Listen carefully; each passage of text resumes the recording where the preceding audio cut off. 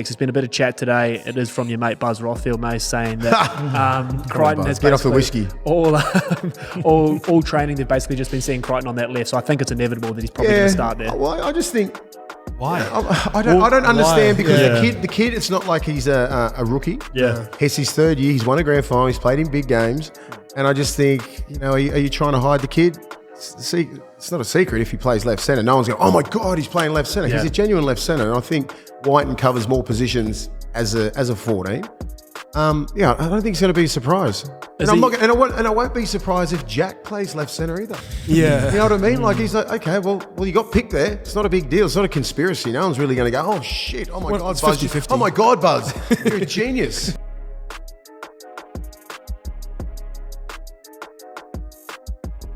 YKTR Sports Nation, welcome back to the greatest podcast this side of Mars. State of Origin time, joined by Vintage Jackson behind the mic, Skipper Scope, and the big dog, Willie Mason. What's going on, boys? What's up, Hey, bro? G, thanks for coming in, brother. Yeah, thanks for coming. Thanks for having me.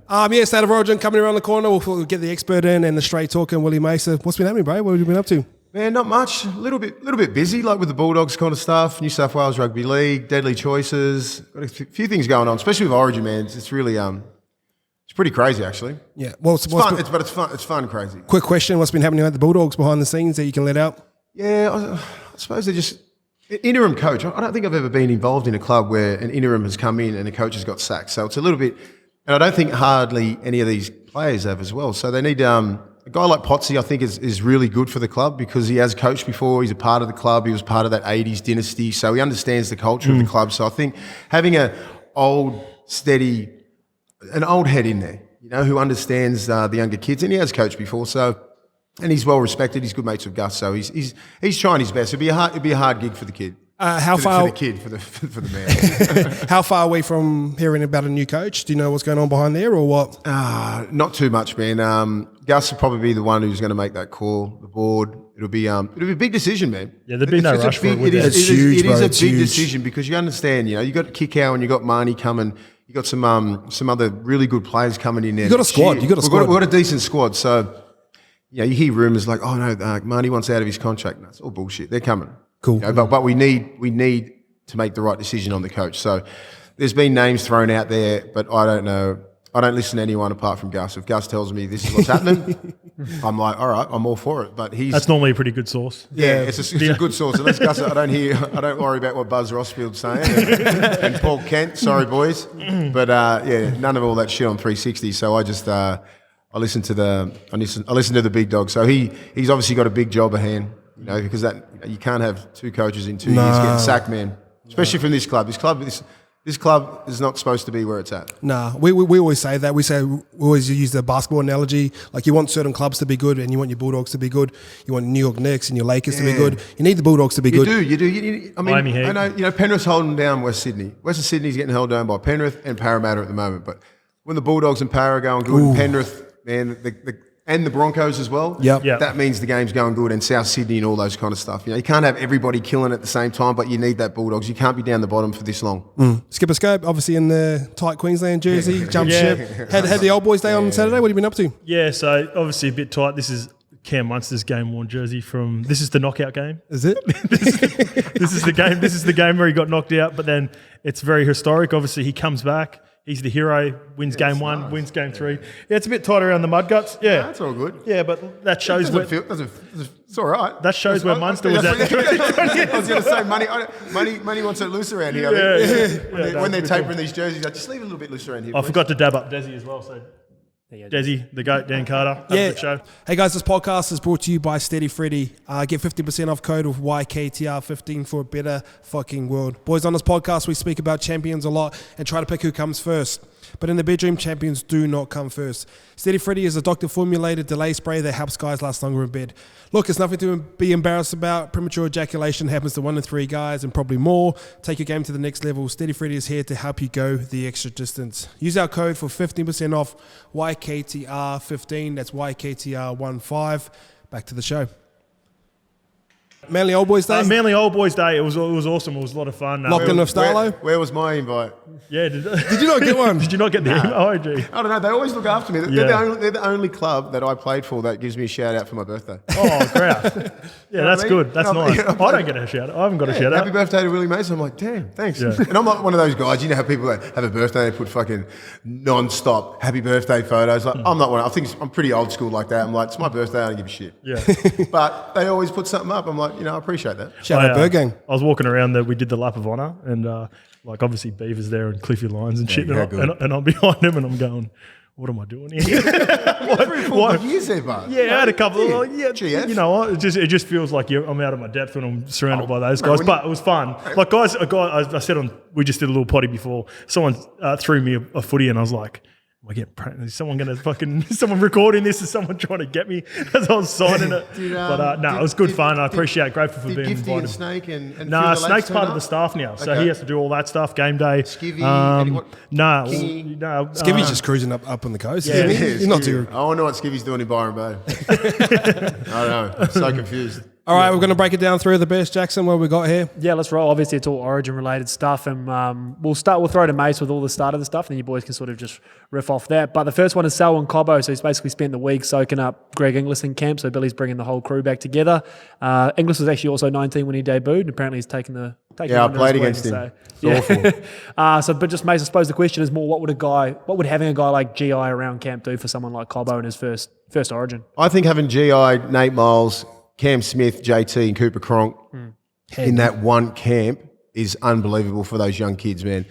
Because you got to understand the generation right now, they're not looking up to players who played in the 90s or the 80s and even the 2000s, but they look up to those guys because they were part of that dynasty, man. I think that was 12 out of 13 or 14, something like that. And they were all part of that. So when they were young kids, just say 10 years ago, they would have been that young impressionable kid looking at GI killing it, looking at Cam Smith, looking at JT, and now you're in camp with these guys. They're going to be hard to beat because of the simple fact that they're in camp and they're holding these young kids accountable. And I know what the culture is like with Queensland. You're expected to win. They do not care how good New South Wales has been going the last 4 years. Won 3 out of 4. Every time you get given that Queensland jersey, there's a level of excellence that comes with that jersey. And that's what's been installed by guys like Cameron Smith, by guys like GI, by guys like JT who have worn that. And that's special because no one's been a part of that dynasty apart from those guys. So they're bringing the right people. And they're the core. They're the core. They are the core. They're the guys that played over 30-something Origins nearly in a row. And they won so many games and they were dominant. That's that dynasty. So when you're a young kid like Cobbo, young and impressionable, you got GI just talking to you. You know what I mean? 3 years ago, this kid's like playing local league, being a 16, 17-year-old. Now he's got GI in camp. Like Nate Miles is there. Like They would crazy. Billy Slater's there. They would have watched him play Origin Wednesday night, and then the next day they would have gone to school, whether they were in primary school or the year 7, JT, pretending to do whatever they did on TV. I think it's a massive advantage. Like May said, and we'll probably get to. I got it for my strengths of Queensland as well. And I think people are trying to go, oh, is Billy too young? And do they have has he got experience? Like, doesn't need experience in Origin coaching. Mal Meninga was just Mal Meninga. When he was there for those 8 series or 9 series or whatever it was, like Mal just had to be Mal. He didn't coach that team. They had captains. They had like out of that core, about 6 or 7 of them were club captains. Do you know what I mean? Yeah. JT never ever captained an Origin. Crazy. Because of the simple fact that Cam Smith was there and Lockyer was there. Do you know what I mean? Crazy. And that is ridiculous. Like, and JT's going to go down as an immortal. So you got all these guys around, and like you don't have to have these old heads that coached in the 80s and 90s and all that kind of stuff, mate. The new generation's coming through, and I think Billy's done it. I thought Billy wasn't going to take the job at the start. So did I. Yeah, I thought, maybe give him a couple more years. But like, who were the other ones that were going to go? Like, who was in line there? There was no one there. Like, Kevy Walters, maybe no, because he was coaching club. Wayne Bennett, no, he's not going to do that anymore. Paul Green, maybe. Paul Green was there. He was the coach, and he's going to get. Oh, he was the coach. So now, if Billy Slater wasn't, if Billy Slater wasn't going to do it, JT will do it. Cam Smith will do it. So you got 3 guys there. So usually, if you're in an Origin camp and you got your head coach and he's like the man, You know, and then you have your assistant coaches and all that kind of stuff. His assistant coaches, Cam Smith and JT, they're very equal. There's no ego there. No. Then you got Greg Inglis, 4 of the greatest Queensland players of all time, and they're there all around studying film, all that kind of stuff, and trying to install all their knowledge into these young kids. But it's pressure, so these young kids will feel that pressure and hopefully grab it and go out there and play their guts out, which I think they will. I've always thought that too with the Queensland guys. Whenever I hear them speak, they're always so like, they always speak so highly of each other rather than themselves, more than themselves. Like whenever you hear Bill, Cam, or whatever, like as good as Cam Smith was, like I consider him the GOAT in my eyes. Like Joey and him, New South Wales and Queensland. And whenever I hear him, he always speaks about how good of a Billy Slater was, or how lucky he was to play with Jonathan Thurston and Lockie in Origin. Like they rarely speak about themselves. I think they understand how important that era was. It's never going to happen again. It will never happen again. It's like the way you speak about like when you're in camp with like Freddie and Joey and all that shit through your like fucking time. And you try and take, and that's why in camps that I was in with the Australian teams and New South Wales and all that kind of stuff, never took it for granted. Because you know that's never ever going to happen again. That team will never ever get on the field again. You will never have that moment again. That's why I try and teach these young kids just to live in the moment and embrace it, especially with Origin, because you don't know when your last Origin is. One thing that surprised me about that photo was how big Cobbo was next to GI. They're almost like side by side. Like when I think of GI, I think of this massive dude, maybe because of his physical presence or his stature in the game. He was like, it's like GI and Latrell had a kid. It's Cobbo. Yeah, fucking oath. It's very like, but like GI was a little bit slender in build too when he first come on. If you look at 2005, 2006, he was like probably about 96 kilo, like 6'4", 6'5". Shit, rangy as. Yeah, just a freak. All right, number 2. Oh, I got a second question. Latrell's back. Injured Blue Star Latrell Mitchell was back in town after blowing minds with his body transformation after spending a fortnight on high-tech training. Basically, the question is, he's contacted COVID. Will the Blues miss Latrell Mitchell? Obviously, with his big chat around the centres coming through, Tommy and Latrell out. You got Coutonian, definitely deserves a spot. Jack Wyden, a little bit controversial maybe in your eye. Is he controversial? Very controversial. I'm not sure if they're trying to pull a little Swifty. Do you reckon Stephen Crichton goes in? I think so. He's a genuine left centre. I don't think Whiten is. Whiten deserves the 14 spot. Yeah. I think they're probably trying to take a little bit of pressure off Crichton because it's his first Origin. I think he'll handle. He's a big game player. He's a big game player, man. He can play. I mean, he's a genuine left. He's a just genuine left side centre. I just think they will miss. The only reason why I'm thinking it's going to be quite even is because Turbo and Latrell are out. I don't think you understand how dominant those two were last year. If they didn't play, it would have been equal. Like Turbo and Latrell were vying for that for the Wally Lewis medal and the Brad Fittler medal, player of the series, and it was nowhere near. And Tedesco had a gun series, and he was nowhere near it. It was distant third. Damien Cook, gun series, nowhere near it. Tarek Sims was good, but still distant third. But these two dominated game 1 and game 2, and even Latrell was outstanding in game 3. Yeah. So like just to miss those guys and their presence around the team, even to Jake Trbojevic. I don't think people understand what energy he brings and what sort of kid that is that you're missing out on. You know, that's a good point. Oh, sorry, Ice. Is that right? Because I had a bit of a blowback because obviously being a Manly player, but Mace, you played Origin. A guy like Jakey, you know, like I watched your take on it as well. He's suited to Origin, like a big body like yourself. You play in the middle.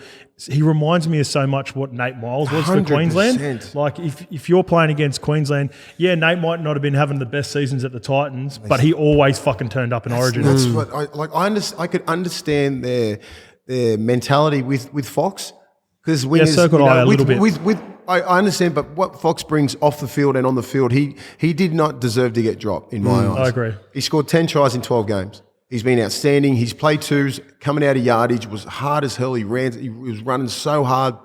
He's been caught out of position a couple of times in the Bulldogs because he's been playing with rookie centres. You know what I mean? You understand how important it is to play with a centre who knows what he's doing. You've got to trust your inside. You've got to trust your inside. It starts from the middle. When you're playing with average middles and halves, and it trickles out all the way out the end. And he was trying to solve a lot of things that he couldn't. You know, and then you're going up against Cobbo. Cobbo scored 5 tries against him in this year, in 2 games. But Latrell scored. Fox has scored 3. But it's going to be an aerial. It's going to be an aerial attack. So that's why I think they've chose Tupou, because Tupou wasn't playing out of his skin to go, I'm going to take you. Tupou's just been Tupou. He hasn't been crazy, but he's just been Tupes for 10 years. Yeah. Tupes just does Tupe shit. Yeah. You know, and then you got Xavier Coates. You know what I mean? And then that's why I think they've picked Crichton. I think you're playing the centre so they can swap a little bit. Yeah, of course. Because it's going to be an aerial attack. They're going to put DC is going to put that ball on a dime. Xavier Coates, Cobbo, all that kind of stuff, and I don't think they trusted Fox under the high ball. But back to Jake Trbojevic, that dude is Origin. I don't think he warranted his club football. He never sets club football on fire. He don't put up Taumalolo and Sam Burgess numbers. You know what I mean? Yeah. But he does. Where do you put him in the team? Put him on the bench. Yeah, put him on the bench for what's RCG for Ryan Madison. Oh, okay. He does not warrant getting in that side. He's been playing good at club football. He's been coming off the bench. He's been playing at lock. He's been playing in the back row. He's been playing all over the place. But I'm not looking at him going, God damn, he's pushing for an Origin spot. I'm like, Jake Trbojevic, he's Origin. And in game one, it's so important that you have senior players out there that have played in the game ones before. They know what energy and they know what level they have to get up to. And Jake is all about that. He hits hard. He ball plays. He can have that where Ryan Madison can offload, but he does not ball play like Jake.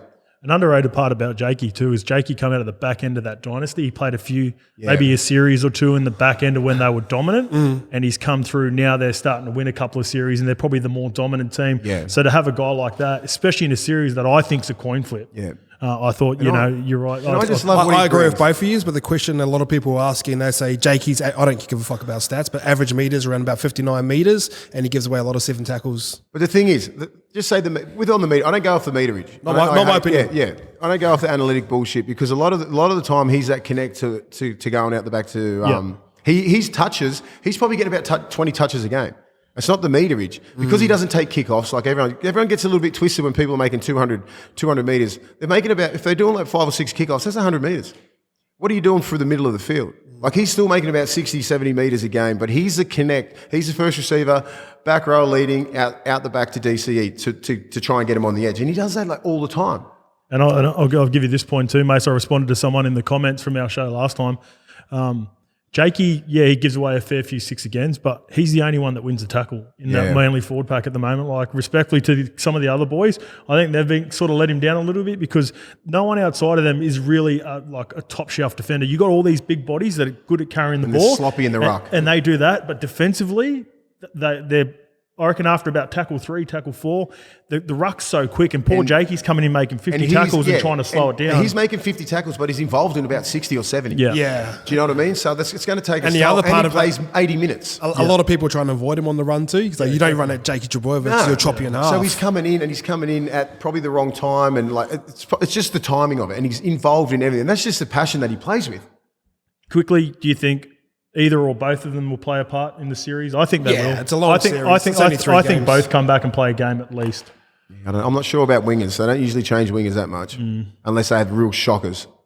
I'd be surprised if just say, for instance, if Queensland win this game, you don't probably see one or at least both of them back in for game 2. No. If Queensland win this, I mean, even if New South Wales win, you're not going to see them unless they lose game 2. Yeah. So this probably rolls nicely into the next question. Sorry, Jacko. No, but about coaching as well. So obviously Billy's his first time. Freddie, I feel like his style of coaching is made for Origin there as well. How important is the coaching sort of analysis going to be in this? And the second part of that question, how much of camp is about history? How much is about technical? And how much is it about effort?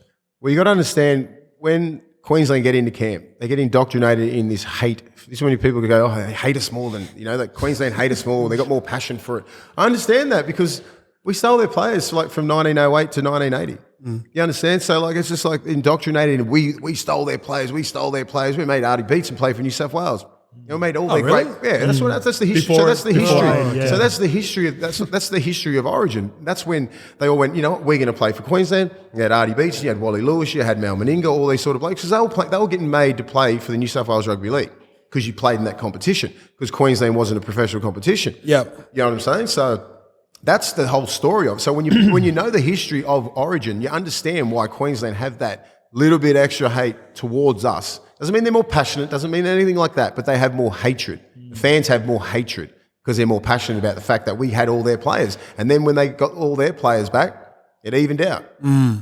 So it's you're up there for Magic Round, Mace. I don't know how to put it into words, but when you're in Caxton, when you're at the Suncorp, there's just a different feeling around different rugby vibe, league. man. It's just you can't. There's nothing like you get when you're at Homebush or even at the Sydney football stadium or the Sydney's NCG. not set up for that, isn't it? It's something You go to when Melbourne, it's a when you vibe. walk at Caxton, you go, "This is a fucking rugby league." And if it was Downhill too. Yeah. You start It cruising. is, and you walk down, because I do a lot of events up there. I've got to walk down with all these Queensland fans who are full of piss all day, and I'm just like, oh my God, what am I doing? But back to coaching. Yeah. Coaching is I think it's important, but it's not as important just say in clubland. You know, week in, week out, you got to get these guys up. It's not hard to get up for Origin. You just got to be, you got to be man manage injuries, man manage egos, get the best players up. Can you be too up for Origin? Can you burn yourself out before you get to the game, or once you run out, it just sort of levels I out? seen Joey on Freddie in the 8th the other day, and he said a big part of it is getting the timing right, because he goes, when it comes to Origin, once you walk into the stadium, you just feel it. So it's about not getting them up too early, making sure they're relaxed. That's what he said, that's Mace. a lot of players don't really want to go out into the atmosphere until you run out.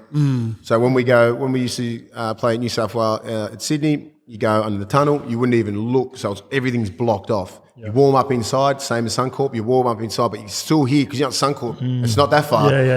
Where Homebush, you're still about probably 30, 40 metres tucked in, and you don't feel anything, you don't hear anything, so you don't really go out.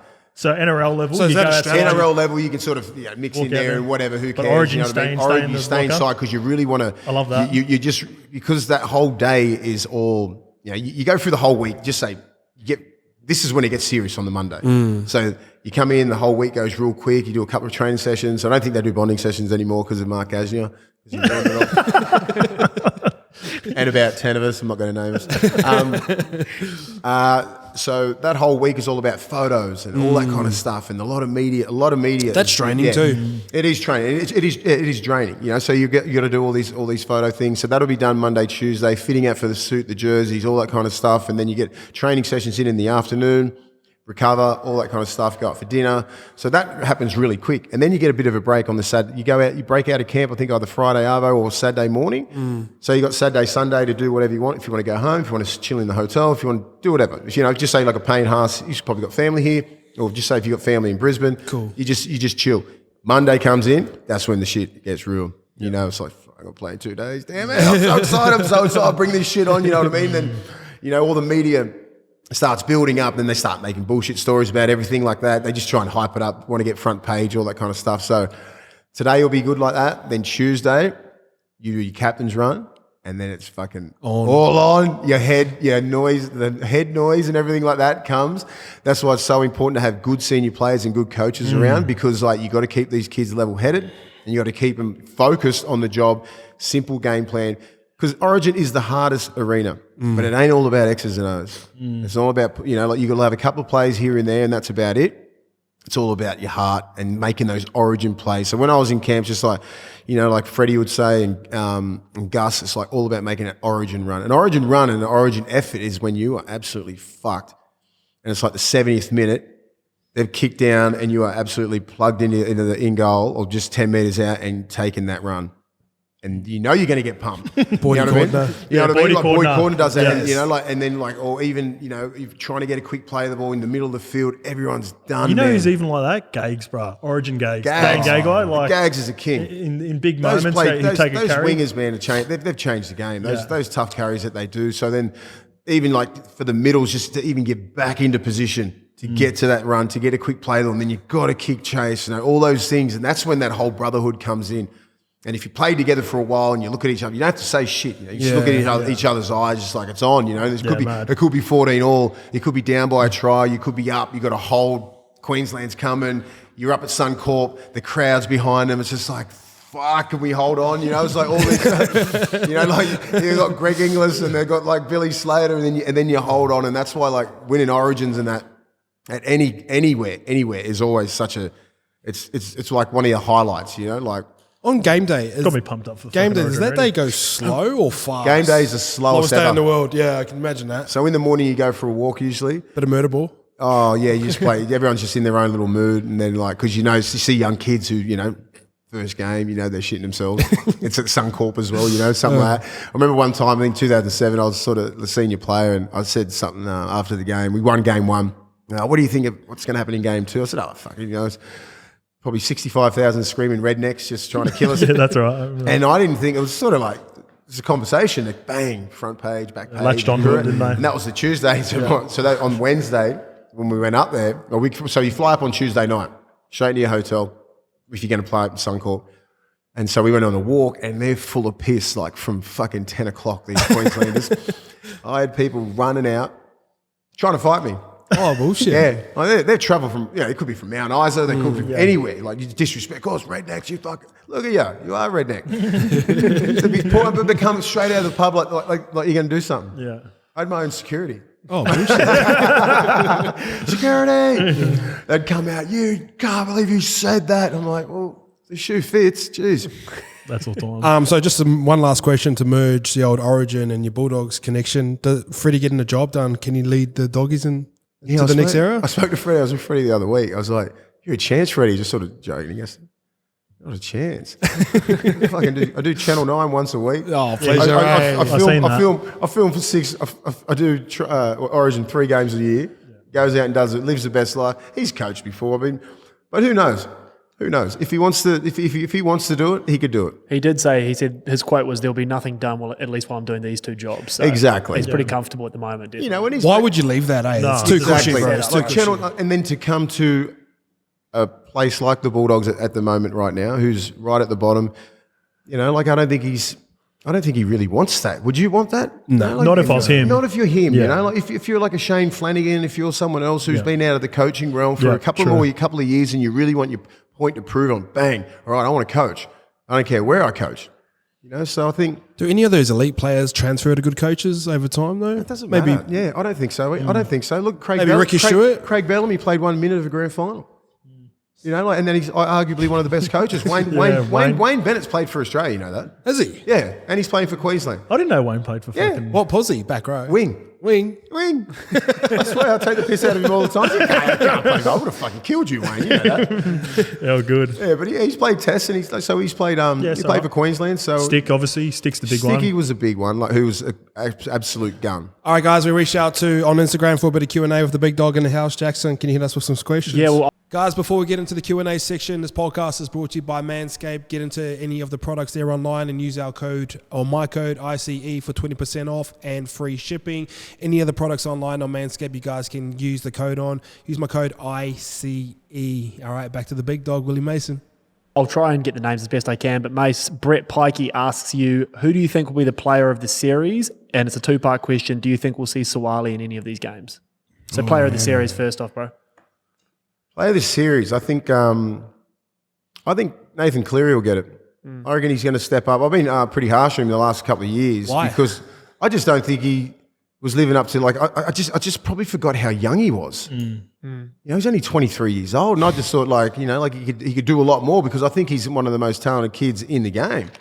Do you push Defends back? good. Do you push back sometimes, especially when they wrap these young kids so young and they get all I this don't hype like before, it before they've achieved it? Yeah. They just anoint these young kids as like the next Andrew Johns. These kids, young kids we've ruined because of that. Yeah. Let the kid develop, and I think they've done a really good job. And he's an anomaly, Cleary. Like he hit the scene at like 19, 20, and he has not stopped. No, He's He's developed. developed. So when you look at guys like he come up through with Flanagans and all these other guys, mate, they've plateaued out. And this kid keeps getting better and better. His game decisions, his game management, his defense is awesome. His leadership, he's digging into the line a lot more. And I think when he wasn't digging into the line, that's probably when I was probably having a crack. I was just like, mate, he passes the ball like 3 or 4 meters before anything. He's lucky he's in a great system out there, but now he's digging into the line. He's getting the middles to come up, and then he's passing, he's pulling the trigger, he kicks at the right time. He does all the little things really good now. People don't understand, guys like Cooper Cronk, JT, they were nowhere near him at that age. Nowhere near it. And even like Andrew Johns was a little bit, I think he was a prodigy at that time. He was running the Knights about 93, 94, made 94 Kangaroo. Joey was doing shit that no one ever seen before. Joey changed the game. Yeah. He changed the game. Joey had that stigma around him around rep footy, didn't he? Yeah. Around New South Wales. Obviously he'd kill it in club. But then, because people don't understand, Noddy was the 9. Noddy was 9 about 98, 99, 2000. So, he was the 7. They put Joey in at 9. Yeah. That's disgraceful. Then he got the piss punched out of him. They used to piss me off, Remember who punched the piss out of him? in the Origin? Jamie Goddard. Jamie Goddard. Yeah. I always say Joey. Oh god, Joey thought he had him as well because that was fucking Tom Radonicus' fault. Yeah, Cattle Dog. Cattle Dog, yeah. Oh, Cattle Dog got smashed. But you know, people don't understand where Joey was like that. But like Joey was the best half. But you got to understand, like the coaches at that time was Chris Anderson. Yeah, he was the Sharks. the Sharks. So you got to understand it's the coach, and like you know, Opes was putting him at 7, putting Joey at 9 in tests, and all just like what the fuck. I thought Joey was the best 7, and then he sort of just come through, and then like just dominated. Like his last couple of Origin series was just like phenomenal, man, and even tests and all. They that ran kind the of highlights stuff. back for the 05 one. Man, I was just best like, game. He's a freak. Ice, what about you, man? But Cleary, I think he's going to be the most important factor. I think whenever he plays and he digs into the line, where I think Queensland have some really big middles that don't really move laterally that well, you know, like, so that'll open space like for Lindsay Luai. Collins or something? Yeah. So that'll open space for Luai. So if he does throw that dummy, when he comes off his left, comes through the middle, and then he's going to have a Tedesco on the inside. You know what I mean? That's where we're going to miss the Turbos and the Foxes and the Latrells.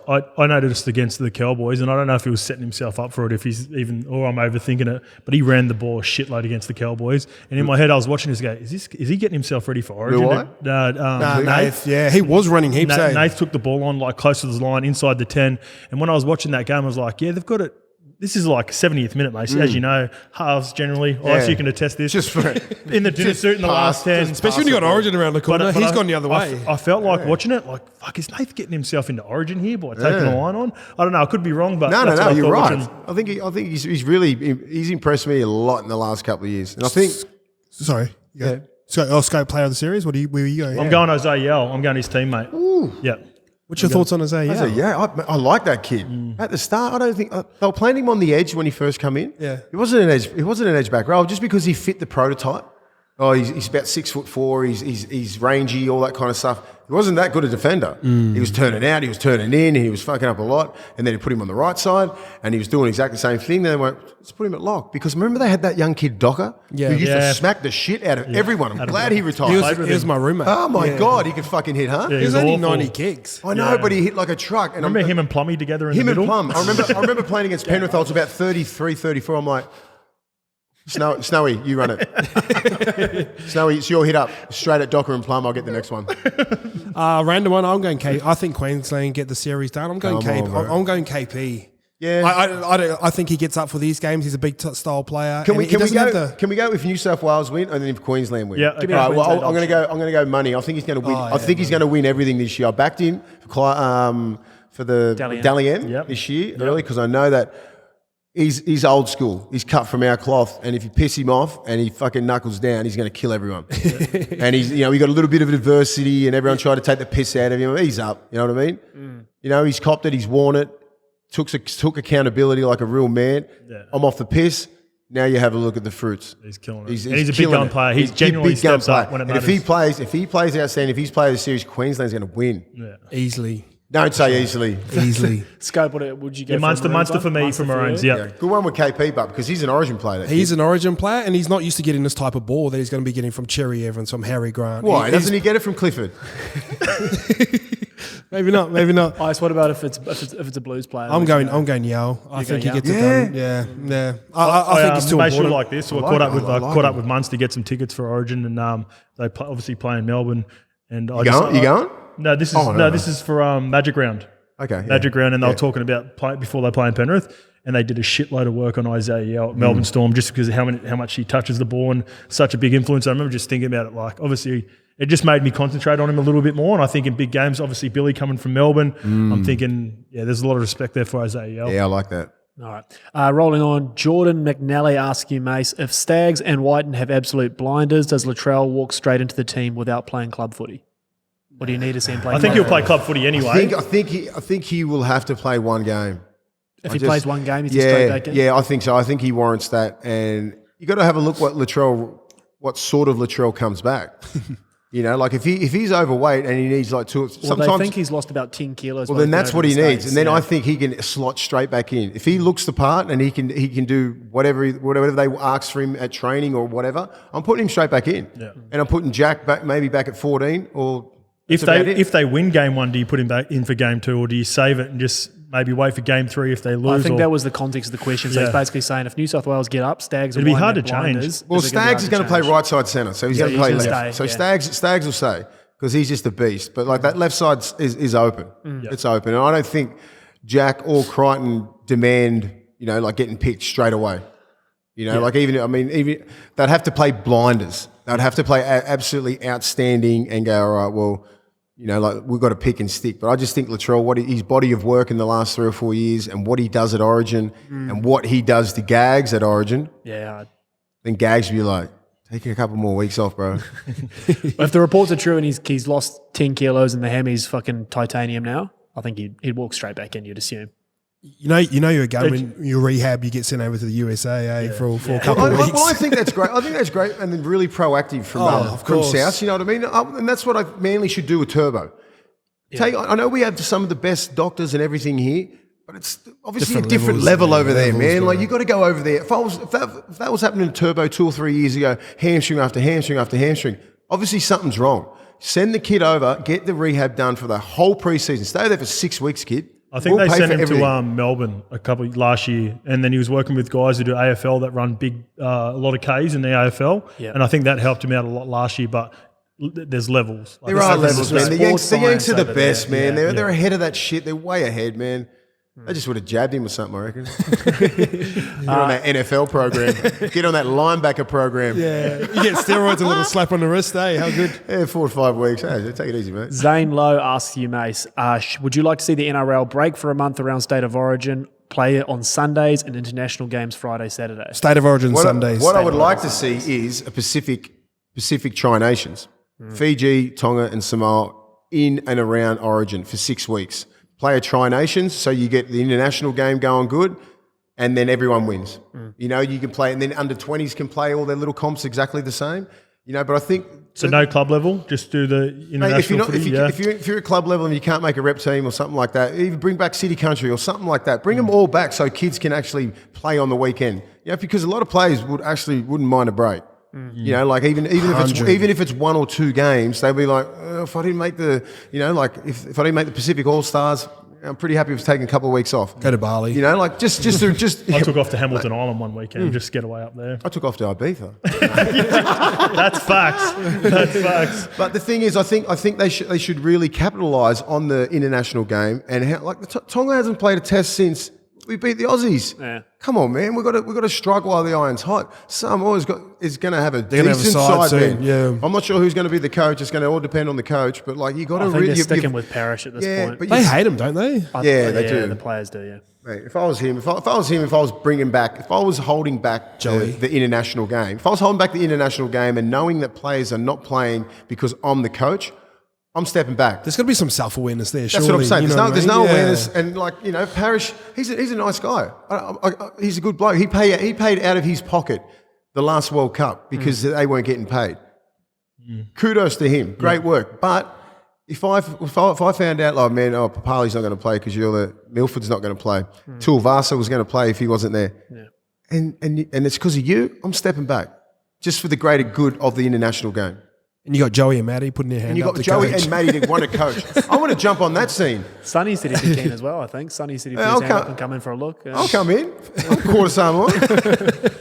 Joey, just get me in there for a talk. World Cup's this year. It is too. Free trip to be good. Free trip to Paris. Anthony Carey asks... Oui. Bonjour, friends. It's me again.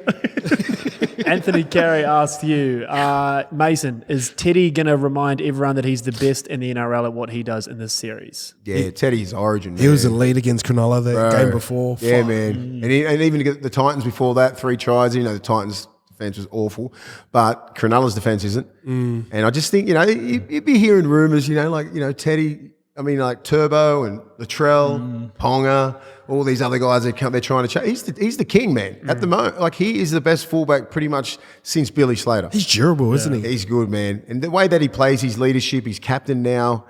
Yeah, man. I think he's either going to be him or who did I say?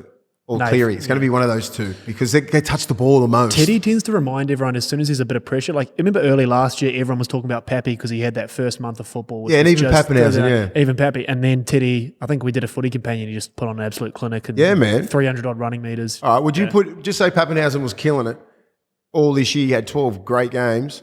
What would you do? I'll still go Teddy. 100%. Just as carry. Just as carry. It's not even a discussion for me. And I love Pappy, but he's just like... his body of work and what he does at that level and his leadership and what he does week in, week out, you just can't even fault it. That's the media's fault trying to pump Pappenhausen up. You know, fair enough, he's a decent player. He's a good club player in a great system. You put him in Origin, it's a whole different beast. He ain't the heaviest kid. Yeah, they're going to kick it to him. They'll drag him back 10 metres. He must be strong through the core, right? Because you can't really get He him. just gets low and ducks and weaves and all that He's sort just, of stuff. you know, some guys just get away from contact. it's What do you want to try and choke It's hard him? to tackle, You want to it's try and frustrating. choke? I would actually try and kick Chase just to get him. That's a porky. That's, yeah. You're not on kick, I'll give you one. Yeah, tackle. I'll give you one. You're a tackle I'll give you four one. specialist. I'll give you one. Just to try and get at him, and I'm like, oh, God, he's too quick. Yeah. Where's the help? Where's the help? Where are you, Hoz? But Scope, we may as well start with you on this one because Yep. it's your boy here. Darcy Williams asks you, Skip, if Ruben Cotter has a blinder, is he a sniff for man of the match? I see that $34 and it looks like overs. Yeah, one of the boys said he's I love his name, Ruben Cotter. He just looks, I don't know, he sounds like an actor. Valentine Holmes. Cool name. Yeah. When I look at him, he just looks like Origin. Ruben Cotter. 34s, it's about right for Ruben Cotter though. There's going to be so many, like when we just talked about Munster, we just talked about Kalen Ponga. Got the best of the best. We Harry didn't, Grant. even, we didn't even mention the skipper, DCE. Like, we haven't even mentioned him. Benny Hunt got player of the match in Game 3 last year. Harry Grant, the year before in 2020, had an unreal game off the bench. Yeah. There's just so many stars in those teams. So 34s is about right, but I wouldn't knock you for having a double on top of Ruben Cotter. Even big Cheeky hunch. Even like a big papa. Yeah. Tino's He's at got one in him. Tino's 81s and he gets through a shitload of work. Probably not going to get it, but still. I think I was paying like $15 one time. Get it? I got two.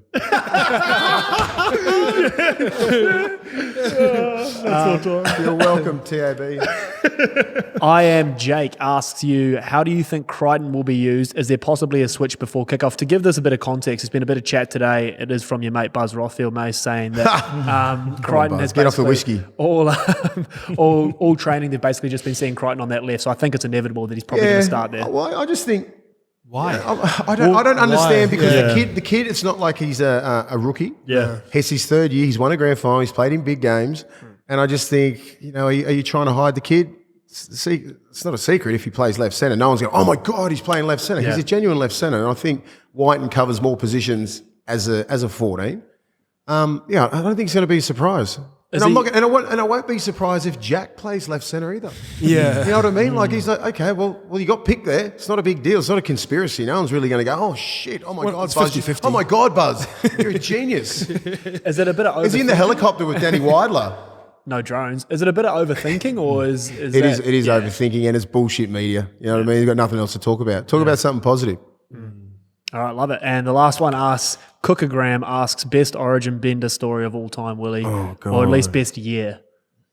Yeah, best year would be a good one. And your gang. Who was your gang? 2004 would have to be. When we ruined Bondi. Is that when Freddie come back for that? Yeah, bonding. We ruined bonding sessions for Origin forever. So this would have to be a good one. So I'm not going to Not that go detailed. right into it, But anyway, so game one. It was me. Everyone comes in. Go straight to Chloe. There's a sample of shots going around. That's the first drink you have. They shut down the whole thing. Everyone's fired up. Go back to the hotel. No one told us not to go out. So there was a little bit of grey area there. So we're like, we'll take that grey. Next minute, there's 4 cars. There's 4 cabs heading into the cross, packed full of obviously Origin players. Degenerates. That's Origin where. degenerates. That's when. But the rule was no phones. No phones. So everyone knows this is common knowledge if you fucking read the paper. No phones anyway. So I think Gaz brought his phone out and give it. Minnie brought his phone out. Give it to Gaz. And then Gaz left that infamous that Oh, the phone- voice message. voicemail. Yeah, Hey, yeah, we yeah. got 4 Toei, blah blah blah. You know, all that sort of shit. Do you remember it? I don't remember You were it. in New Yeah, Zealand at the time. It was big news I'll here. tell you when we finish this, it's fucking crazy. And so we go straight into the Empire Hotel, just look after us. Everyone's double vodka Red Bulls, all that kind of stuff. Everyone's just Sam Bookington vodka Red Bulls. Yeah, so we had to and we know the next day. So after bonding night, the next day is fucking fitness. It's crazy. So it's just that old school mentality. You work hard, play hard, train hard, all that sort of shit. Anyway, so we get home. So it was me, Trent Waterhouse, and Gaz were stuck on Parramatta Road, and it was like 8 o'clock in the morning, and everyone was sort of scattered around, like just didn't know where we were. We're like, fuck, we got train at 10 o'clock or 9:30, and I was like, okay, well let's get home. And we couldn't get a cab, peak hour traffic. We're stuck on Oxford Street or something like that. So we waved down a bus. So we caught a bus, and I was like, just shut the fuck up, everyone. You know what I mean? So Gaz is sitting next to me. Trent Waterhouse is over the other. I don't know if everyone knows Big House. He's like a big Viking. I call him the Big Viking. So the Viking's sitting opposite me. So you know the bus. I haven't been on a bus for ages. Like they face each other. Yeah. So like I'm sitting there. So Gaz is there. So we're all shutting up, and like House has got this fucking meat pie and a sausage roll in one hand. He's just sloppy and hell. And the bus put the fucking brakes on, and he fell behind the bus driver. You know what I mean? Like he's stuck behind the bus driver with his legs up in the air, and he couldn't get up. He couldn't get up. So he manoeuvred his way up. He had pie and sausage roll all over his face. He didn't even know. I'm just looking at him going, "What are you doing?" Fuck, that gives me anxiety, man, hearing this stories. Yeah, and then so we just laugh. So the whole bus is just laughing their asses off because we weren't being rude. We weren't being. It would have been packed, we're too. Packed. Everyone's on the way to work in their suits and all that sort of shit, wearing just fucking, our get up. So so imagine seeing that now. Imagine if that happened now. So they were all laughing because everyone was, because at times well mannered. We weren't doing anything. All we did was everyone just fucking started laughing because if you can't laugh at that is just, you got something wrong with you. And I'm like, House, get up, bro. So I sort of helped him up. He's like, yeah, you look fine. It's good. So we end up getting off at Coogee, bang, straight up into the room. Got change, straight back, train. So we walked down to the Coogee Oval, and then there must have been rumours about that phone call and all that sort of shit, so no one remembers anything. Yeah. So I had to get an interview. Hey, Willie, how you going, mate? Yeah, good. Rumours some people caught a bus home. I'm like, what? Why? What? Yeah. Oh, no, I don't know. I got a train. Anyway, went training. So we did 50 metre sprints. Oh, that was our Ronnie fitness. Palmer. Ronnie Palmer. Oh my God. 50 metre sprints. And then like Luke Lewis at this time didn't fucking drink. He was the only one. So blokes are just like, it was on the 30 seconds. So you got like, just say 10 seconds, you got 20 seconds. That's shit you're doing pre-season, not an Origin camp. Yeah, you don't give a fuck. Yeah. And so bang, we kept going, and you got Heine and Bobcat, everyone just spewing their guts up. You just don't stop. You just fucking keep running. Then Luke Lewis is like, come on, guys, we've got 42 to go. And he was next to us. I said, shut the fuck up. Shut up. 42 to go. Tell me when there's like fucking 10. Oh, my God. So, and next minute, like, we all find out about that phone call. And then, so we're all sitting there. So me, Rolsey, Gaz, and Minnie, we're all sitting at Tropicana Cafe down at Coogee. And then we see the transcript of what was said. And like, first of all, I wouldn't say shit like that. It doesn't come out of my mouth. If you fucking read the transcript, I said, that's not me. Minnie's like, not me. Rolls, he's like, fuck, it's a little bit of St. George lingo there. And then Gaz got his head down. Didn't see him till game 3. Anyway, end of bonding sessions for everyone. Sorry, boys. That's all time. 2004, man. Yeah, bro. All right, Scope. We'll go through strengths, weaknesses, X Factor, predictions, mate. You can just sort of jump off the back of the boys' takes here. Scope, we may as well start with you. Do you want to start with New South Wales or? Yeah, Go home team. No, yeah, well, okay. We'll flip over to New South Wales. Start with New South Wales. Strengths for you going into game 1. What are you looking at? Look, we've probably mentioned already. Mace mentioned one of them, I mentioned the other. I think that Panthers connection is going to be, they've had the winning culture in the past 18 months. They've also won together last year in Jerome, Nath, they were part of the series. Brian Toto was part of the series. Those guys are just winning at a high click at the moment. Liam Martin's a part of it as well. So Even though I've got my question marks on some of the players that are around there, I just think if everyone just sort of buys into that winning Panthers mentality, the other players just got to come in, plug in. You know, Stephen Crichton's a part of Panthers, even though he's the one questionable one, even though like he's part of that Panthers culture. So I think if they all just buy into that, they let Isaiah and Nath do their thing, then I think that'll serve them well. Jerome and that make, like Addo Carr used to make camp look fun. Like Jerome and Brian To'o do that for them as well, and they sort of take the pressure off them during the week as well. So I agree with that. Mace, how important, sorry Mace, just off the back of what Scope said there, that a lot gets made of club connections going into Origin. How important is that versus just picking the best players? Like, what's the balance? It's very important. So I'll go back to the X factor and how New South Wales will be better than Queensland. I think I look at Queensland's pack. I see Papali, I see Tino, I see Capewell, Kafusi, and Ruben Cotter. Very, very one-dimensional players. Very good workers, run hard, play the ball hard, hit hard, all that kind of stuff, what Origin's about.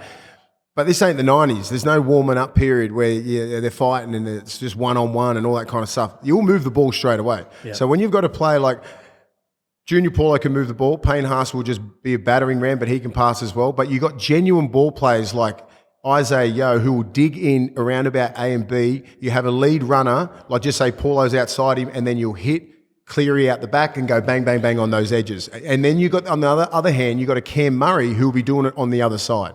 So they have genuine ball players where they're not going to go out of their repertoire to try and emulate like how they want to play, because they play in, week out, their ball plays where, and then they can switch it and be fucking hard motherfuckers as well, where they can run, quick play the balls like Cam Murray, all that kind of stuff. But Isaiah Yeo is the key in the middle. Junior Paulo's the same because he ball plays all the time. So you got genuine ball plays, but can be hard man Junior's as well. ball playing is so underrated, I reckon. Yeah, it is underrated. His skill set, but I'm just because saying... because he makes those tough carries? Because they're going to move that ruck around. They want to tire out Big Papa. They want to tire out Tino. So they want him to move around a lot. And they want to make Ben Hunt or Harry Grant make 50, 60 tackles. You know what I mean? So Isaiah has that ability to get that ball. He can skip overs or he can take it tight behind the ruck, depends what minute it is in the game. So he has an excellent... And so can Cam Murray on that right side. So they're going to have so many tricks up their sleeve where... I don't think Queensland have that. They're just very one-dimensional. When have they ever had that type of pack? I know, but they don't have that. Where we have a pack where it's like we'll beat you, we can match you physically every time. Forward packs are they're matched pretty even all the time. I think so. Yeah. But because they got the Isaiah Yeo and the Cam Murray who can actually do that. Whenever they get the ball, it can move their rucks around so much. And then just say if they get an offload on an edge, and then you've got a Teddy who's always sitting behind, and then he'll bounce out, and then he'll flick it out wide. You know what I mean? So that's what was happening last year because Turbo was around. And then as soon as you get that offload, you see Turbo and Fox and Latrell just bang all through the middle. Flying. You know, they fly through the middle. So they want to get that thing because Teddy's always around the back of these big guys.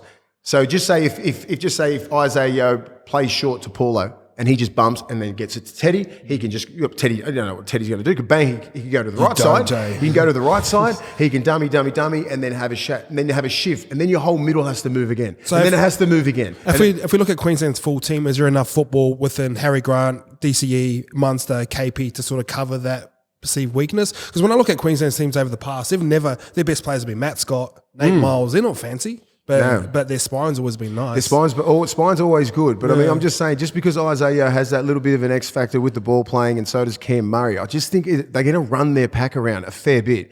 Even though Queensland, they'll deal with it. But it's going to be late in the halves.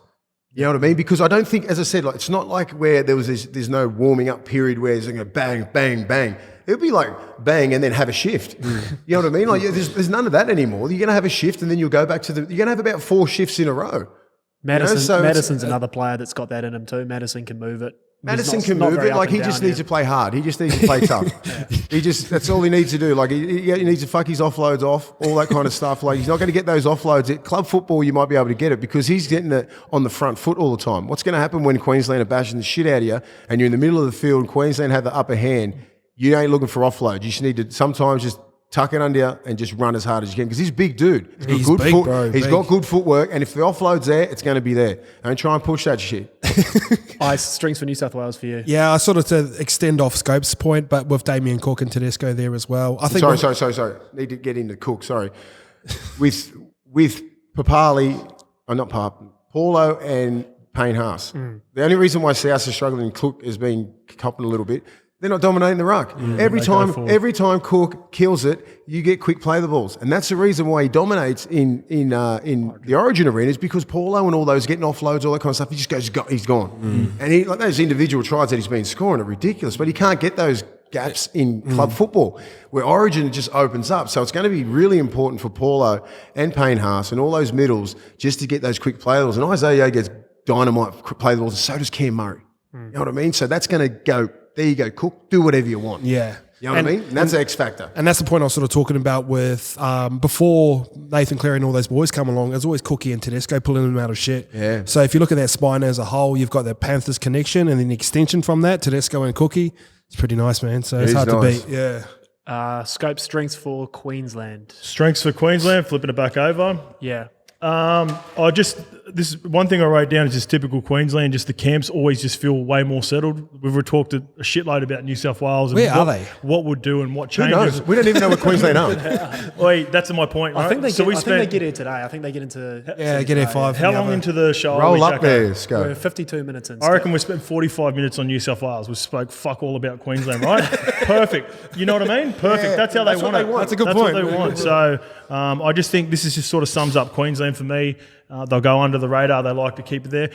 Mace, do you remember, like you said in your experience when you're up in Queensland and Suncorp, is it just because we don't get much media about Queensland down here because we're New South Wales, or is it the same up there and is it quiet up there as well? No, it's noisy up there. Oh, okay. They're front and back page. They are front and back page, so they know what's going on. They love it up there. They get a lot of adulation and a lot of love.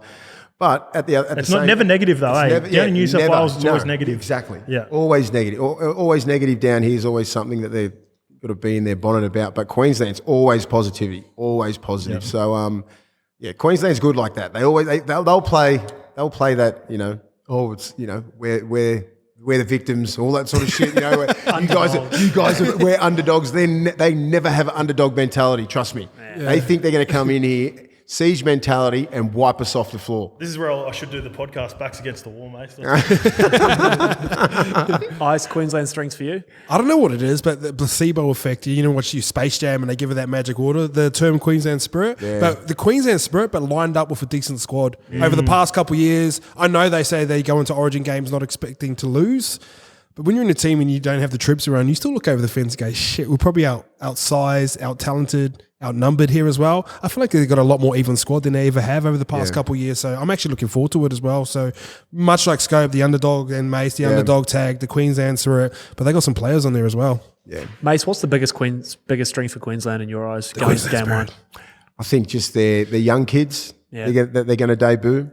The Billy Slater factor, the JT factor, the Cam Smith factor. A lot of these journos are trying to say that, you need experience. Nah, man. They just need to be in camp and be around those players. And they've got a really good mix this year. You got the Gaggais and Holmes and you got the Cobbos and, all these young kids are just going to be loving being in camp. This is their whole life they've been wanting to play for Queens. It's different for Australia. It's different for New South Wales people. It is. I don't grow up trying to want to play for New South Wales. I want to grow up and want to play for Australia because I think that's the best of the best. And then the only reason why you want to play you want to play Origin because it's the hardest. It is the hardest. They grow up wanting to be Queenslanders and then Broncos. That's it. That's their whole life. Ruben Cotter, I don't think he even cares about Australia. Ruben Cotter just wants to play Origin. Dallas Johnson, all these sort of guys, they're just cut from a different cloth. That's their number one thing. They want to play Origin, and that'll get him a fair bit. Like Ruben Cotter, I've been watching him all year. I'm like, that's Origin. That's an Origin kid there. That's a Queensland Origin. Yeah. He wouldn't even be in New South Wales top 50. But that's the way we select. That's the way I look at him and go, yeah, that kid could play Origin, but for Queensland. Because he does everything that Queenslanders do. Like he does all the little things. He can ball play a little bit. He hits like a truck. He's just got a mad mullet. He's got everything. Yeah. Cobbo was saying his absolute idols growing up was Gagai and GI. And See, that's what I'm saying. Well. Yesterday he went and had a coffee with him and he said he was just like couldn't talk. Yeah. He struggles to speak a little bit as he it does, is. yeah, He's a little bit fresh still. It's great. They all pick it up as they get a little bit older. Yeah. Get a little bit more He's comfortable. been playing outside of him. Like that'd be pretty wicked for him. I think when you look at the Queensland side as well, like a lot of them, like a lot of good players actually come from like smaller towns as well, like yourself, Mace. Yeah, it is. Toronto. Why does that matter? Just too much options in the city, or what? Yeah, I think so. Like when I grew up, it wasn't about, you didn't have anything else. It was just like, it was just like, I'm from commission houses and government houses and stuff like that. All our mates, hardly any of my mates played football. All they do, they'll run the streets and all that kind of stuff. And I was with them, but I was always concentrating on football. I just wanted to get the hell out of there. And that was the only thing. Now, if you're from the big city, all that kind of stuff, there's no shade thrown at anyone who's from the city. You can still make it, but there's a lot of other options to do. You can do whatever you want. You don't. Yeah, let's go to the beach. I'm at a dirty creek, Stony Creek. I'm not swimming in the creek. I want to do that. Let's flip it to weaknesses, Ice. We'll start with you on New South Wales. Any perceived weaknesses going into game one? For the Blues? We've touched on it heaps. I just think that 14 jersey is just a super interesting one as well. I think, like May said, I think Crichton's a more out and out centre. I think even like if he doesn't get on straight away and he starts from the bench, like what happens if he's playing a gun game? Like when does he get on? Or does Jack Whiten go to 13? But you literally got the best 13 in the game who can supply that pass as well. Yeah. So I just think it's, if someone goes down, fucking great, great selection in the 14.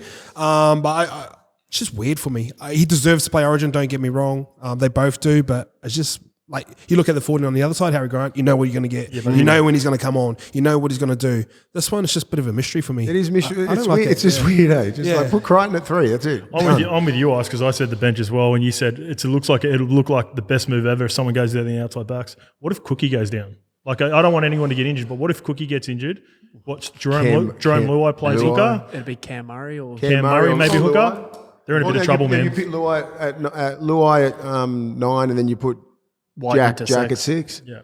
That's about it. I mean, that's it makes it a bit tricky. Makes it a bit tricky for sure. Yeah. Unbelievably. Be very clunky. That's the only, exactly. So I think Luai could play 9. He's played 9 before. You know, I think he used to come off the bench. A couple of those early Penrith days, he came off the bench, played 9, carved the Warriors and scored. Big enough. Like he's big enough. He could, Did he carve the Warriors? Did he? Yeah, that's the rare occasion that they carved the Warriors. Easy. Yeah.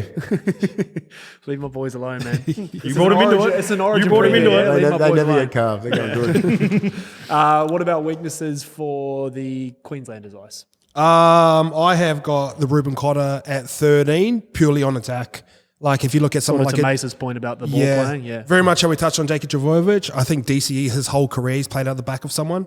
I think they're talented enough to figure it out. But if you look at football right now, everything's played off like a 6-4 split right now. None of it's really played off a 50 where they just get front foot ball as well. But I don't know. I think they'll figure it out. But to me, that's just who's going to be that? Who's going to be that genuine ball player? And you look at got it in him. Carrigan's got it in him, but he's like a bump offload style guy. He's got a weird style, Carrigan, and it's almost the same. It hasn't even naturally formulated yet, Carrigan. No, that's the point. Yeah. And it's the same argument I had with the 14s. When you look over to the other side of the fence, you got Isaiah Yeo who's stripping it. What about Nanai? What do you think? What sort of position is he going to play? Is he going to fill in? Is he going to be back row? He has to. I go back row on the right side as well. I think Felice Kafusi goes on the right side. He's gone over there. Yeah, Felice starts right. K-Ball's left. I think Felucci comes off and then Nanai comes in. I think he could play anywhere. You can kick to him as well. I think he could play front row. He's a tough kid as well. So whatever position they give him. He doesn't look crazy big. No, he's not. He's just strong through the core. Yeah. He's got like 12 tries already this year. Yeah, he's a weapon.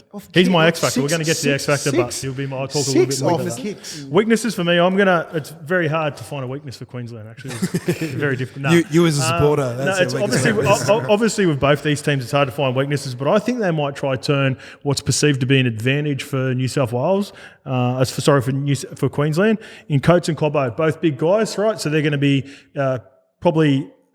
down in good ball, you think Munster and Cherry would be trying to find him as much as possible. I think Cleary and Luai are going to be doing similar. They're going to put the ball up to him when they're in good ball. They might take a little bit off it rather than kicking into range. Maybe take 10 metres off it, put it up, get under Coates and Cobbo and fucking drive them back. I can picture that fucking mentality of winning, the 20-20 battle. Anything inside there, they want to dominate that with Queensland. With New South Wales. It reminds me of, in round 1 when they Penrith played Manly and they kept on bombing Tasabi and Turbo in that corner. Kept him in that corner, and then what they did was they took a little bit off, and every time Jerome was there and he sort of got first contact, and then everyone would come in and bum rush him. I think they might use their height, which is perceived to be an advantage. Maybe it becomes a bit of a disadvantage getting out of yardage. I agree because I think Tarek Sims on that left edge, he's great at that. He's fucking made for that. He's a monster. Yeah. And he'll take care of, I think, Coates. Yep. On that left, and then on the other side you got Cobbo, and then like Cam Murray's great at that as well. Yeah, You know, Well, so, I think I don't know. So I don't know how accurate this. Jordan Simi told me this morning, but he said he got it off. You know, he's always on Fox Sports. Apparently, they're going to let Cobbo play on the right edge because that's what he's been playing at club level, and then move Coates to the left. So I can see them maybe bombing towards. You know, Cobbo. He's obviously been doing really well. is he that tall? Cobbo. Yeah, he's fucking Same height as GI. He was up there with GI, man. Yeah, he's 6'4". Yeah, they put up a photo. He's the same height as GI, bro. He's a good mover, eh? Yeah. Yeah, so I can see Nath putting up those fucking torpies. He does really well, but as soon as he gets there, Drome's in his face, Tarek's in his face, Yeah, Liam yeah. Martin's in his Yeah. face, Jerome's Cam got a Murray's bit in of- his face. Got a bit of extra in him too. Yeah, fuck yeah, they do, especially at Origin, and then- and it's 6 again too. And then you just got to think, what's the play two going to be like? Yeah. You've got Holmes and Gags. They're decent runners, but they're not like, they want to step around and all that kind of stuff, step over a little bit with that line speed. Just things closed a little bit quicker in Origin. Yeah. You know, so they'll try and nullify that and then try and get their big boys to come back a little bit earlier, where in club level, if you look at Penrith and all that kind of stuff, they don't get back till the third or fourth, and they're walking back. Nah, do you know what New South Wales need to do? They need to kick off a 6-4 split down to 4, so the wing is up, and then they can nail KP. Yeah. So like, Or whatever side KP's on, they'll go to him because Yeah. they want him to play. They want him on the play 2s or 3. I'd go down the right side too, because I think I'd rather tackle Coates and Cobbo right now. Would you Yeah. rather tackle? Yeah, easy. Yeah. Coach Yeah. doesn't You run know- that hard. Coach runs hard when he's made about 10 metres. But if he's like 5 metres, he's not that quick and powerful. Neither is It takes neither is him a while to Cobbo. It wind takes up. him a while to wind up. They're not like Fox and that when they go boom 0 to 100.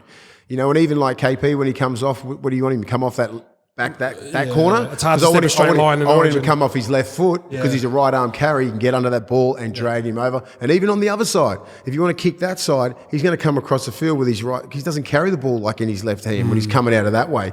So you're probably going to go that way and let him come off his right foot and try and get him off his left, and then you can pick him up and then drag him back. So you can't Can't do that to Teddy. Yeah, exactly. So you don't know what Teddy's doing. You're not going to get Toto like that either. So. And I was just having a thought. Actually, Nate didn't even play in that round one. It was Sean O'Sullivan, but still, it'll be the same mindset. Same concept. The concept and the Same sort of player Yeah, scope, you know. Well, very similar. Yeah, Sean O'Sullivan. Yeah. Same skill set. Let's go X Factors. Ice, we may as well start with you. Would you like to start with Queensland or New South Wales? Let's go to the Blues, eh? Give me some X Factor for the Yeah, Blues. Yao. I know we talked about him a lot. The thing that I like about Yao is just his body shape's like a lot different than all the other 13s in the game. He's 6'4", And- 4, 5. And the hard thing is, and like you're a big guy, like when you go tackle a big guy, where's the first point of contact? Over the ball. And once you go over the ball, you lose that leg drive as well. So Yeah. he can pick a pass, he can show and go. But I think he's just at that point now where, and Scope sort of brought up the other day, where he's the top of the Dally M sort of leaderboard, that he's ready to take his game to the next level. Yeah. And the way you do it after you've won a comp is on the Origin stage. And And he I think he's ready. And he understands like little things like when he has he has good ruck recognition. So even like he'll look, if the A's coming back real lazy, he'll go jam straight in behind there. He'll look at the C defender. If he's tucked in behind, he'll get to the C. You know what I mean? And even if the 4-man's tucked in behind that, he'll get to the 4-man, and then he has communication with his left side back row or maybe his front row, push in behind that hole, clear out the back. So he sees a lot of things like really quick. So in Origin, you got to see it real quick, but he even can quicker, he can yeah. identify it really quick, which is great because he plays Identifying's a really identifying important the word. ruck, identifying what's happening at the ruck. If you see Big Papa getting back late, retreating late at A, bang, straight off the ground, Cook. And you go straight in between, straight at him again because he's already tired. Then you get him again, and then you can go again. You And know? he doesn't have to come off the back fence to get yards. Like he can No, play he's got with quick- tempo, show, and then he's got quick leg drive. speed. He's got Yeah, quick leg speed, little legs go. it's like a weird build, bro. He's like It's tall weird, but eh? strong through the legs. He's only just fallen out, but he was top 5 in post contact meters this year until the last couple of weeks. Because he passes the ball most of the time too. Yeah. He'd top that It's count sort of easily. similar to what Mace was saying about Jake Jakey, Trebojevic. yeah. The stats are a little bit Yeah. skewed because he does so much. But yeah, X Factor New South Wales, Skip, where are you going? Come on, baby. It's not just about the name. Katoni Staggs. I'm a fucking massive fan. Katoni, so when we think about obviously why we thought New South Wales were the more dominant team last year, we think of Tom Trbojevic and Latrell Mitchell. I think this is the sort of guy in Katoni that takes shit like this personally. He plays to hurt people, Does, Katoni. yeah. Like when I think of Origin, I reckon Katoni's just going to be suited to Origin. He's going to take on that battle. As good as Val's been for the Cowboys this year defensively, he is a guy that's floated around at fullback and winger in the past, so playing at Origin level. I think Val locks him up, bro. Yeah, well, I think it's going to be a good battle, and I think He's been They good, did, bro. they- I think Katoni takes it personally. They had And, a good battle this year. Katoni, yeah. Katoni doesn't. But where He'll go looking for contact, you know what I mean? That's what I love. And I feel like he's suited to Origin. He just wanted to palm him off. Yeah. Like he got him, even though he didn't make any meters, he still got him on his back. He just wants people on their back. So like I love that kid. I just want to see him in some good open space. Yeah, And he will. He gets some lot cleaner ball. Because if he's not in open space, he's not that sort of player like Latrell who can shake, bake, and get you out. You know, like because Queensland's defence is pretty good. Everyone works so hard from the inside, and when he comes off his right, those gaps will close quick. You know, like when he's used to that at club level, when he does get that open ball, he's got that. He'll come in with the right foot, and like there's a lot of space in between that, and then that left palm goes out, and you're done. And you're at half so too. so as soon as you come off your right foot, Katoni, there's someone there, so it needs to be real quick. So he'll understand that. He'll fit the pace of the game. But if you looked at Tommy and Latrell's games last year, the reason why they were so important is because they had that sort of roaming role as well. So there was a time where Tommy scooped over, put a little grubber, and he was right next to his other centre. I don't think Tony has it in his game. I don't think he goes looking for carries, but if he can get some super clean ball, But you've got to understand, like with Turbo, Latrell, and Teddy, they're just footballers, man. You can't put them in any position, especially you can't hold Latrell on the left side. You can't put Turbo. They were just everywhere. As I said, like so when there's an offload in the middle of the ruck where Teddy was just scheming, like they were just fucking pushing into holes out wide. You got Tarek pushing into holes. You got Cam Murray. Like everyone was doing it, man, because they knew all you had to do was get a couple of little offloads in the middle of the ruck, scatter the middles, and then you got Cook there as well. You got all these players who can just. They can absolutely skin you. So the middles for Queensland have the biggest job. The reason I know this as well is because, like we said last year, I had Latrell for the man of the match and Wally Lewis medal was on him the whole time. How many times that I'd be pumped because Latrell was either going over for a try, but it was set up by Turbo, or Latrell setting up Turbo. So I'm like, when I'm looking at it, I'm going, yes, Latrell set that up. Fuck, it was Turbo. Or I'm like, yes, Latrell scored a try. Fuck, Turbo linked up with him. And how often does that happen? Like, you know what I mean? Like how many tries were they responsible for last year? About, just say if they scored 12 tries, they were in 10. Yeah. Like it was unbelievable. Yeah, like it was the crazy. last pass, or they were part of the break, or something like that. And that's what we're going to miss. They were both. So that's why I think too. that's why it's going to be up to Katoni. If he has a big game, X factor, he could be the difference. And he needs to understand how important it is, because I don't think he does that much in Brisbane where those play twos and play threes. He doesn't get back there and does it.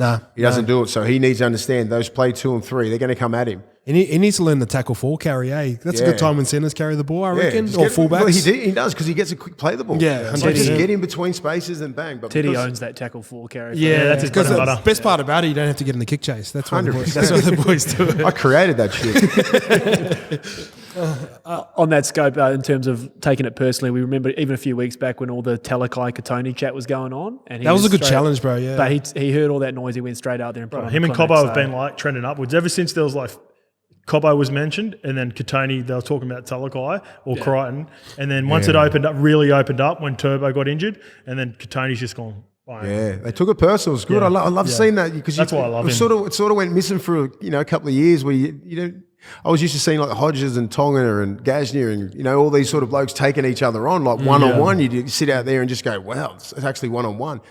Then like he made it personal. He owned it after. What do you think about Togo? Bring it on. Yeah, I love that. And I love that shit. And then backed it up. And the first tackle, bang, straight into him. And on a Friday night too, straight after this football game, mate. He's man. already thinking about the next week as, I'll back myself. That's cool. Yeah, I love that shit. Mace, when you see the game now, does it remind you of sort of the 2000 phases where centers are really important, 5'8s are just giving out quick balls, not so much defensively? Yeah. Does it remind you of that time? It does. They're just playing football, playing eyes up football. It's fun, eh? It's good to watch. Obviously, there's a little bit of structure, like coming out on set plays, all that kind of stuff. But there's always been structure on set plays. But like coming out of yardage, you just got to get out. You've got to get out of yardage. You got to get to your kick. Gets a little bit boring sometimes, but like I'd like to see a lot of teams just say like, you look at the Titans. The Titans probably try and overplay their hand a little bit and try and have a shift on every single fucking play. Yeah, we talk about Titans a lot. It works in England. Yeah. You know what I mean? Like where like Justin Holbrook was over there for St Helens. It works in England because he's not playing against great players though. Like over here, they're onto all that sort of shit. So a lot of clubs are starting to exploit some weaknesses in a lot of teams. And it's great coaching, and it's good to see. So you got to go to your gun players. I want Katoni Staggs to get the ball 20 times a game. I want to see Kickout get the ball. I want to see Taumalolo get the ball. You got to play to your stars. None of these. You're going to have your role players and all that kind of stuff. But like the game's coming back. It's good. They're trying to eradicate the wrestling, and that's trying to get it out. And so now the hits are starting to come back. All that kind of stuff. It's just going to take a little bit for these players to to try and to get back to that where you can't hit high and you can't punch and you can't do that. It might take about 3 or 4 years where those older players are going to retire and they're done. So this next generation is going to come up. It's like, well, this is going to be an exciting part. This is the game. Yeah. This is the game. Like, more money too, more broadcasting deals. It's going to be exactly. mad. All It's right. a great time for football. Let's go X Factor for Queensland before we get to our final predictions. Ice, we'll start with you on this one. Where are you going? I'm going KP. Like I said, I think he's just been flying underneath the radar. I think he's a big time player. And sort of like I said before, he's probably not used to getting this type of clean ball. And respectfully to Newcastle, I don't think they're going to be playing in too many games. I know he signed a long deal. He's probably looking at 3 games a year where he can really sort of solidify himself, and nothing better than Origin. And he's always played well in Origin. When he come off the bench in 14, Yeah, I saw he that. almost scored a try gas thing. Pumped everyone. He was good. So I think he's up for this. I think he's a superstar. Yeah. Scope, agree. X Factor for you for My Queensland. guy is the guy Mace mentioned before, Jeremiah Nanai. So I obviously think this game's all Origins are normally pretty close, except for fucking last year, a bit of a blowout. But generally, they're normally pretty close. When I look at a guy like Nanai, he's just all effort. He's just all Queensland. I can see him doing his best work in the air. If it's a close game, I'm talking about just in On the particular like halfback, moments. yeah. And he always seems to do it like right at the end of halves, or right at the end of the game. So he's always doing his best work late, and it could come down to a big moment. If the ball's in the air with a couple of minutes to go and Jeremiah Nanai's around there, fuck, he's only done it for 1 year, but I feel like he might come down with it. They'll be dropping that on sort of Luai on that left edge, eh? He'll out-jump Luai. But even if he's on the left, mate, like if he doesn't put, matter where he is. they put it across the ground a couple of times. Once see him in the just pick Broncos, it up? scoops it up right in front of who'd they play? They played Melbourne. Oh, no, Was they it played Melbourne when he scored, yeah. Yeah, and A little kick through and he just like changed direction, grabbed the ball and palmed the bloke off. and He's scored. smiling as he gets it. yeah, Like he's having because he just- knows he's about to get some meat. That's why. little rat tail on the back too. Dirty ratty. He's just thinking about what sauce he's going to put on the meat. But yeah, I just feel like he can be a guy. He might not play big minutes. He might only come on for 15 or 20. 25? He might have 15 or 20, and he could still have an X factor. Like he can have an impact. So look out for him at the back end of a game if it's close. All right, let's finish with some predictions. Ice, who wins? How does it happen? How do you see it I playing out? want Queensland to win, but I think New South Wales get it done 22-16. All right. Scope. Good. I got Queensland by a DCE field goal. Mace, sound off on us. Off the mate. left too. What do Fake, you got? Mace, 20 fake 20 right, come off the left. I've been on the end a couple of those. It sucks. 24-10, New South Wales. Touch up. That's a touch up in Origin. Yeah. I reckon they'll get a good start and then just hold on. All right, guys, that's a wrap on the show. Mace, thanks for man. jumping on. Thanks, Welcome brother. anytime. Thanks, boys. I appreciate you guys. Like, comment, and subscribe. Awesome, brother. Thank you.